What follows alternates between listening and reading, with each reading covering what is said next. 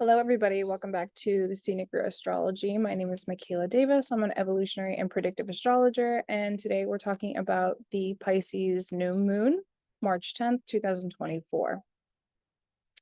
This is the new moon right before eclipse season starts and also right before Mercury in Aries goes retrograde. So there's a few reasons why this particular new moon is important for us to investigate and to look at deeply. And like all new moons, there is a seed being planted. There is a beginning, but it's also involving a letting go and an ending. And this will be impacting the house that is ruled by Pisces in your chart, and also where your natal Neptune is located. And we're also going to talk about Jupiter. I am a modern astrologer, so I do use the planet of Neptune as the ruler of Pisces in my astrology practice, but I'm also going to integrate why Jupiter is important, which is the traditional ruler for the, traditional Hellenistic astrologers out there, why it's important that we look at Jupiter too. This new moon has a lot of aspects going on. The ruler of the new moon is conjunct it itself, and it's a bit complex because it is Pisces, and it has an affinity with the 12th house. And these things can be complicated and hard to decipher what is the truth, what is meaningful, and where the clarity is, right? When we deal with Neptune or we deal with Pisces transits. So I'm here to help articulate. And I actually think it becomes quite simple once we break down the astrology chart and we understand why the planets are placed where they're at. And hopefully this gives you some insight to help navigate for yourself where you're going forward. Just to lay the groundwork, the nodes are still in Aries and Libra, and the eclipses that are coming up are incredibly potent. I've been talking about this for a few weeks with people, and whatever is happening now in your life is going to be a part of that eclipse story. Okay, so if you can just spend about 5 minutes, 10 minutes thinking about what has happened for you over the last few weeks, last couple of weeks, 2 weeks. Okay, these eclipses aren't something to be fearful over, but it's just something to recognize that whatever storylines are playing out right now is going to be activated under this lunation and under the eclipses that are coming up, and they're all intertwined. They're all kind of flowing through together, and it's like a weird cosmic space that we're in because Neptune is finishing up in Pisces. On this new moon, Mercury immediately moves into Aries. It's already in Aries, and the nodes are halfway through the Libra Aries axis. That has been, squaring Pluto and Capricorn for quite a little while, and now it's still squaring Pluto and Aquarius, and we're also dealing with Pluto and Aquarius, which is giving us a preview of what the next 20 years is going to look like for us all. So it's a very liminal space to be in because there is this whole chaotic mess of things like falling away and dissolving in our lives, especially when it comes to relationships, because that South Node is in Libra. It's a time to look at that. It's a time to deeply look at the relationships that you have to people, places, and things and evaluate them deeply, long, take your time, right?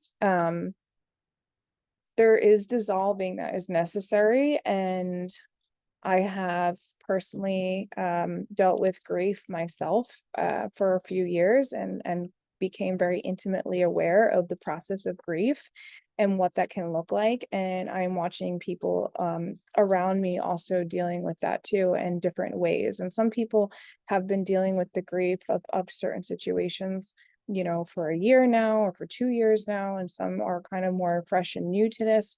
Just understand that grief is going to be associated under the next, couple of lunations that we have. And there is that letting go. And there can be a little bit of a melancholy feel as well under this Pisces new moon. So, it is a time to envision your future, have a dream, have a different perspective of something, become connected to the part of your soul that wants to feel whole and complete. But it's also to recognize that with Pisces, it's the culmination of things in our life. And because Saturn is here as well, a lot of these things that have been culminating up to this point really represented something that was a structure in our life, or was something that felt stable, something that we could rely on, right? These are Saturn qualities, something that held a container for quite a while. Well, Saturn moved into Pisces and those things needed to dissolve.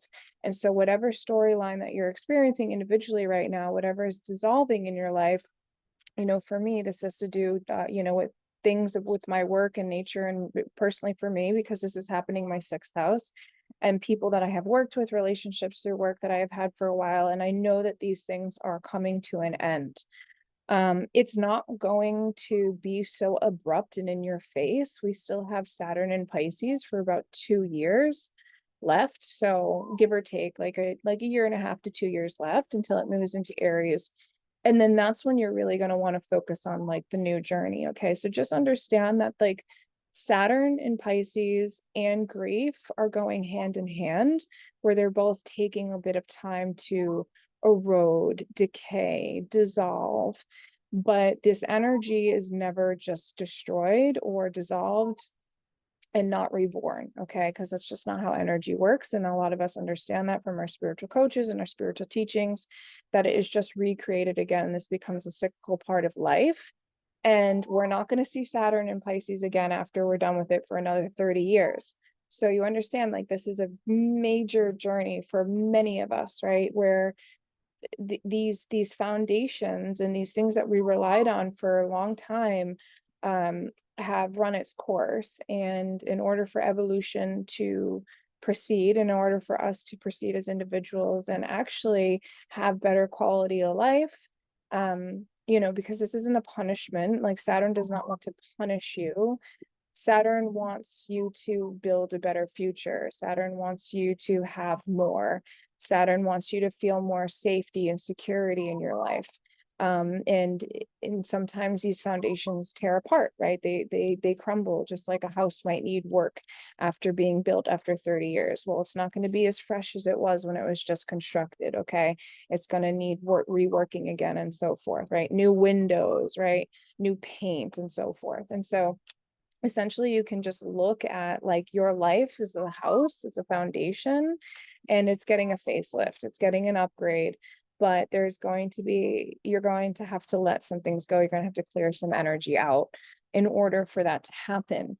And if you hold on, and if you don't go with the flow of this process, and you hold on too long or too hard, and you have too much tenacity in your grip of not wanting to have change, then this becomes more difficult, okay? And the process of grieving it becomes more difficult as well. What can happen in a grieving process is people can get stuck in the cycle of the part where they tell themselves, they justify themselves with like, well, what if I did this, right? Or what if I had done that? Or what if the situation was better at this, right? And it actually, they go backwards in the grieving process because they are trying to convince themselves that the outcome could have been different if they had done X, Y, or Z.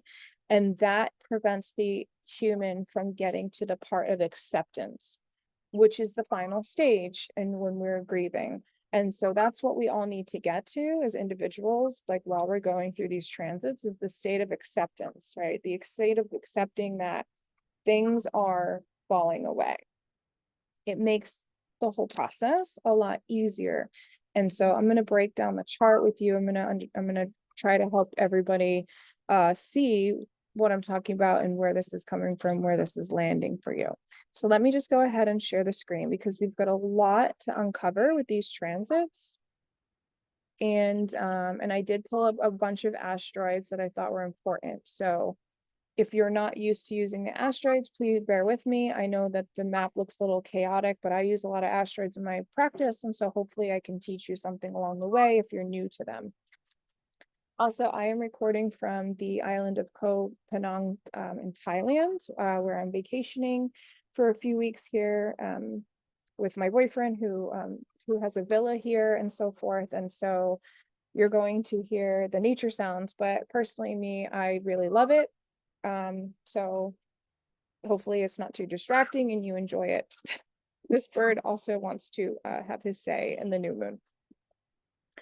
So anyway, so we can see here the new moon is at 20 degrees of Pisces, okay? And so for any of you with planets at 25 to 15 of the mutable signs, okay, your planets are going to get impacted more by this new moon, okay? And so you want to pay a little bit more attention, right? Do you have the sun, moon, Neptune, Mercury, whatever it is? If it's between 15 to 25 of Pisces, Virgo, Sagittarius, or Gemini, this is going to be a little bit more prominent in your life as compared to others, okay? So the new moon is conjunct the ruler of Neptune. And so there's a level here of things are actually very much dissolving, but what Neptune can do sometimes is it can confuse us because it can put a rose tinted layer, okay, a rose tinted layer over things. And so what becomes important to understanding Neptune is that you have to be able to decipher what the truth is for you, okay? You have to be very deeply secure and understanding that you can see with your third eye and a very clear perspective. And if you're not following my Instagram, I have been posting a lot of stuff lately about the third eye.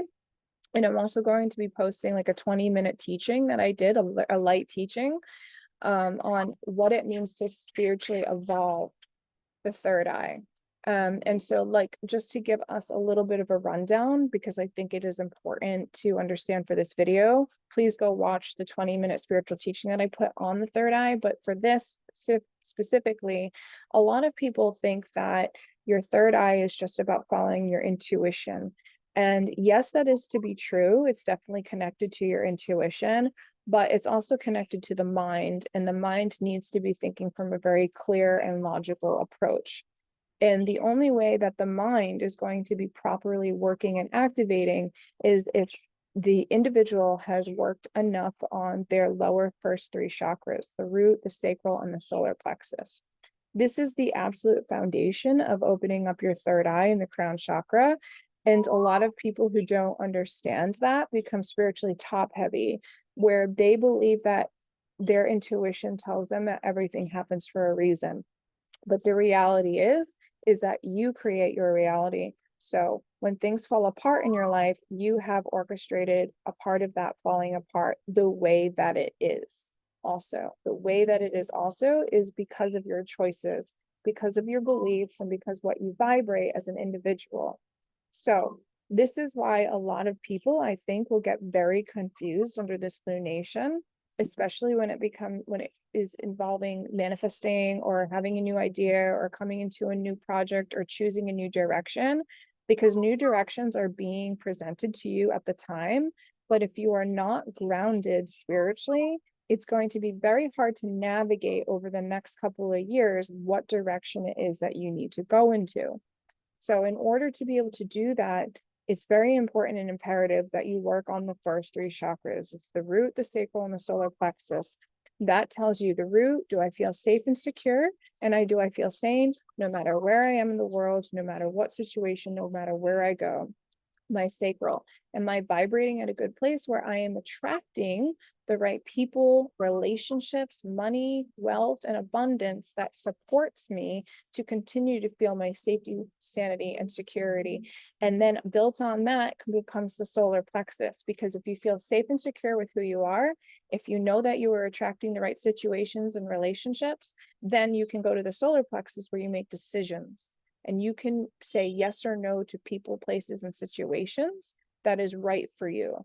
Without being able to do that, nobody is able to think logically and clearly. And so they don't have their intuition put on straight, right? They can't see with their third eye. They can't use their intuition to help them navigate into the direct course that they need to go into.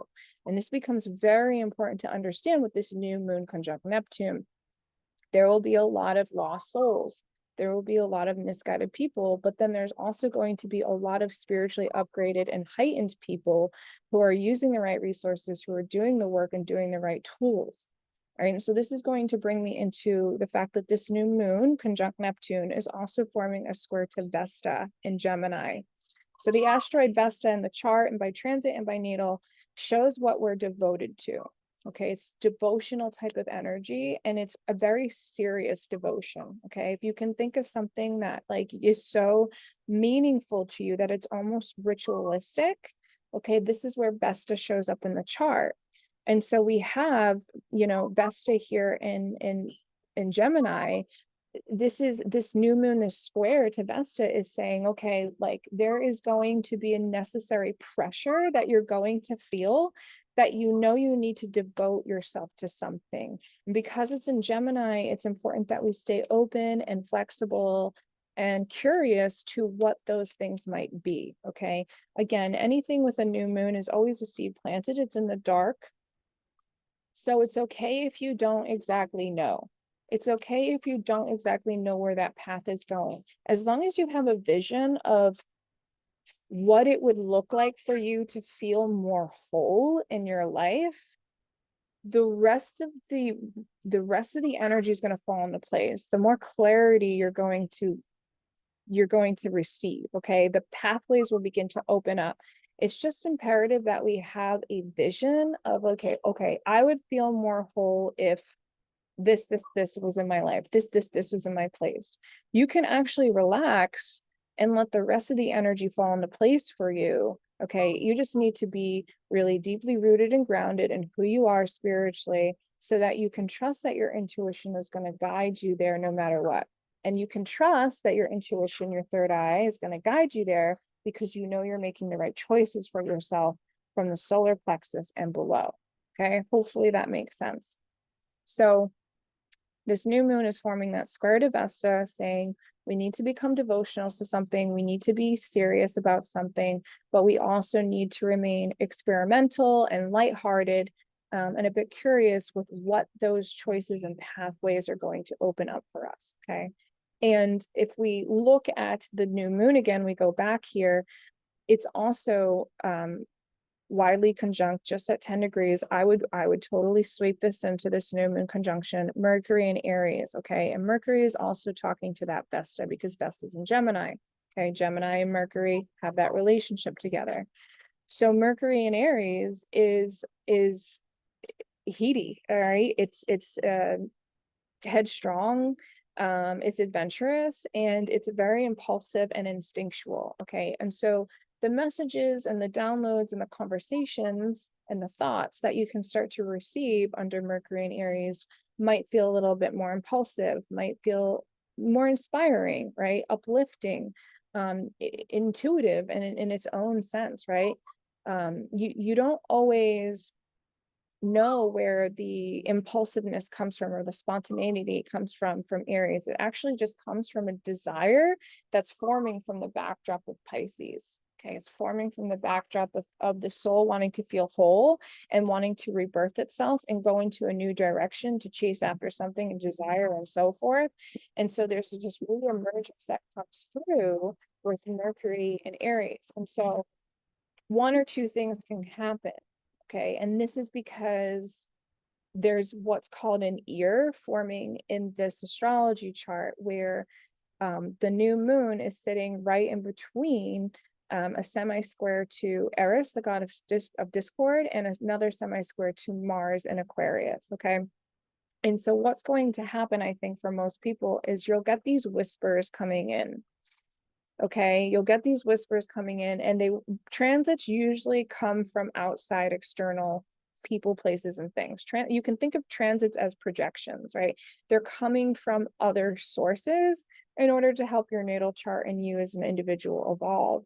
And so what this ear is going to do is you're going to hear things, and they're going to be coming from people, emails, like conversational stuff, just because Mercury just moved into Aries.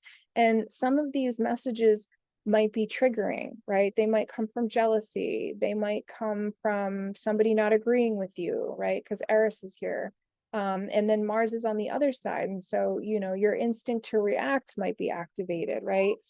My suggestion is when these things arise, or when these situations arise, is to discern for yourself what you're choosing to believe in. Okay, not everything that is being told, or not every whisper that you hear under this lunation is going to be the truth.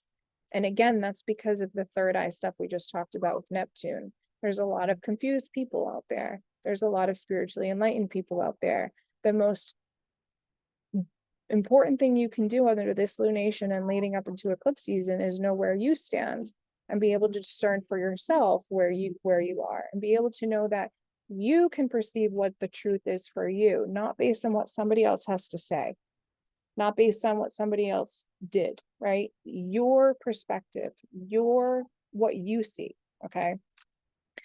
And the new moon is also opposite Lilith and Juno and Virgo over here. Okay. And so with the opposition, we're looking at something, right? We're perceiving something. We're trying to also integrate something, right? It can be a balancing act for sure. And it can feel like out of reach or so forth.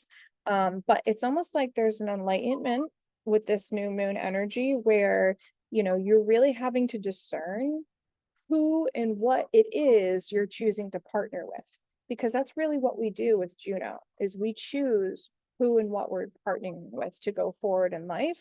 That's Juno and Virgo, being discerning about it. Lilith and Virgo has to do with healing the inner wild within ourselves, healing the inner desires, healing the inner wants, right? And it's in Virgo, it's about healing. So now is an opportunity for you to clean house. It's literally an opportunity to clean up your act, clean up your house, so that you can have this fresh start coming in. Okay. And this new moon is also in conjunct the South Node in Libra right here, which is, the nodes of fate are always important for us to follow when we're looking at transits, because they're giving us like a nice little time lapse of like, okay, this area of life, right? This section of our chart, this area of life needs work right now. And this in conjunction is a Scorpio in conjunction. So it's about death and rebirth and renewal and integration. It's about learning about trust with who we're partnering with. The South Node in Libra, ruled by Venus and Aquarius over here.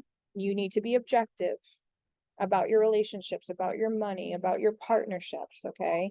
Your wellness is on the line.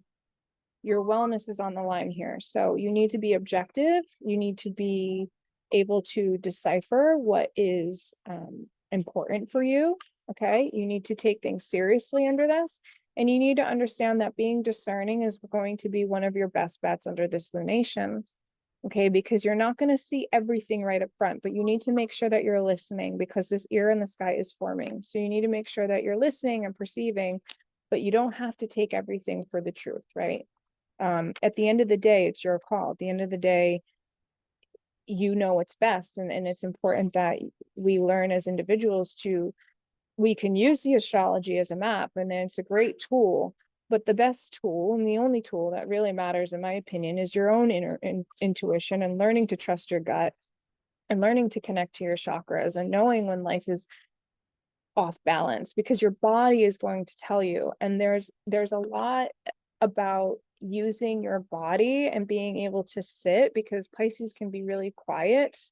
Okay, it's more like, think meditation, right? When we think about the spiritual retreats and like letting go and kind of dissolving into this right side of the brain world, and getting intuitive and inspirational and so forth, right? These are like Pisces qualities. Creativity can be heightened and so forth. And think about when you get into those spaces, how your body feels euphoric at times, right? How you can, or if you're not allowing yourself to have that energy flow through you, we can get sick, right? We can get tired, we can get bogged down.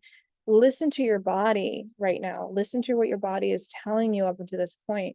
Do you feel relaxed? Do you need to release? Do you need to cry? Do you need to laugh? Do you need to run? Do you need more sleep? Like, listen to what your body is telling you, because it's going to give you a direct observation about what's dissolving in your life right now and what needs to be let go. Okay. And I do want to bring this back to the fact that Saturn in here in Pisces, which is a part of this new moon stellium going on, and it is like a major important factor with what we're dealing with right now in the astrology and in the transits, is forming a sextile to Jupiter and Uranus. And that Jupiter and Uranus is also aspecting this new moon, okay, with a semi-square. So the Saturn forming that sextile to the Jupiter Uranus is giving you the freedom to make the choices that necessarily are needed in order to clean up house, to clean up the space. Because with Uranus right here, it's asking you, like, are you really free? Have you really removed all of your old baggage for you to move on and to start this new journey that we're heading into? Because that's what Uranus wants to do, right? It wants to break apart. It wants to free up space. It wants to remove things that don't allow the soul to really feel good and to be able to roam and to grow, right? And Jupiter here is like, are you taking a chance? Like, are you really trying to take a chance? Because both of these archetypes are in Taurus, and Taurus just wants comfort. Taurus just wants to chill and enjoy life, right? And so Jupiter and Uranus here are on your side, actually working with Saturn. Saturn is like not really that happy in Pisces. Like, it'd rather be somewhere grounded, but it knows that it needs to take its time and take a couple of years to be like, okay, I need to let some things slip away. I need to like water them down. I need to flush them out. I need to clean up my space and clean up my energy. I need to let things go, so I can really do my Saturn work later on. And all these combinations here are working together. It's just about your perspective and how you're looking at it, which is important, and Ceres down here is in Capricorn. So Ceres and Capricorn is going to be talking to Saturn, and it's like, well, what am I nurturing to grow? What crops am I watering right now in order for the future to evolve for me? Okay, and so, is this like a magical time, a magical new moon? Like, for sure, like we can look at it like that, but in my opinion, this new moon is especially important to prep you for the upcoming eclipses that are happening, where it's happening on a cardinal axis. Those eclipses are happening on Aries and Libra, and that is that activates just the natural zodiac, the first and the seventh house, like two of the most major cardinal access points in the astrology chart. Like, these are a major set of eclipses coming up where your relationships to things and people in your life are changing. There will be new ones coming in, but you need to take it seriously right now, what you're cleaning out, right? And allow yourself that grieving process and allow yourself to move through that pain. Okay. Allow yourself to be soft with yourself. All right. And understand that there's no time limit on letting go, right? You don't want to prolong it to your own detriment, where you stand in the way of your own healing and your own growth, because then you miss out on opportunities coming on. But you also need to allow yourself days and times and places to have shit days and to have grieving days and to have moments, and then go take a nap afterwards. I have been in situations where I was grieving things for way too long, almost 3 years, and it got to a point where I was like, I reached the acceptance part, and that letting go immediately flooded in a new opportunity. It was wild. And I was like, oh my gosh, I didn't see those green signs in front of me that were already there waiting for me to actually let go. And you're gonna feel that, like, within, like, you're gonna feel like sludge is like moving through your body, and you can feel a little nauseous, right? You can feel sickness, you can feel nausea, because there are things that were once a part of you, like formed and imprinted into your soul and being, that are returning back to source. Okay, they've done their part, they've taught you the lesson and so forth. It's returning back to source energy, and it's going to provide you new fuel that you're going to need to get into the new energy that's coming in. And something to look forward to once we get past this set of eclipses. Okay, truly, towards the end of the year, there are a lot of awesome things to look forward to. Neptune in Aries is going to be a whole new game changer. It's going to be super exciting and fun for many people who are ready to fast, spiritually evolve and manifest things in their life once you've cleaned out your drama. Clean out your drama. That's basically what it is. And once you can do that, Neptune in Aries, Saturn in Aries, new set of eclipses that are going to be in Virgo and Pisces, incredibly healing, incredibly potent. There is a lot of good energy, in my opinion, in the future. But right now, there is some hard work that is involved. Okay.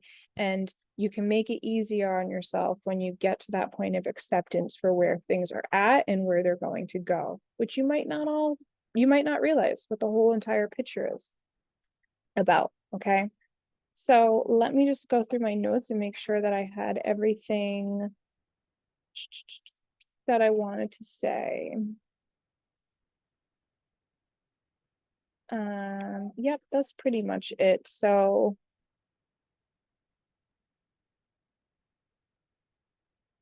yeah, that's it. That was a lot of information. So anyway, let me stop the video from sharing. This is a very relaxed version of me, as you could tell. Given I am in a super relaxed space over here in Thailand. I just love it here. It's one of my favorite places to come. So if you liked this video, if it resonated with you, if anything felt important for you, please feel free to like, share, and subscribe to my channel. I always appreciate your comments. So if you want to drop me a comment down below. And I got some upcoming videos on the eclipses coming up to help you all prepare, but it's important that you understood what this new moon in Pisces is about right now. And then I also have a collaboration coming up so we can discuss the Mercury retrograde and Aries cycle that's going to be happening. And I believe Mercury goes retrograde April 1st or 2nd, somewhere around there, which is on my birthday. Yay. And yeah, so thank you all for being here. And I wish you all a happy new moon. And I will chat with you soon. Take care.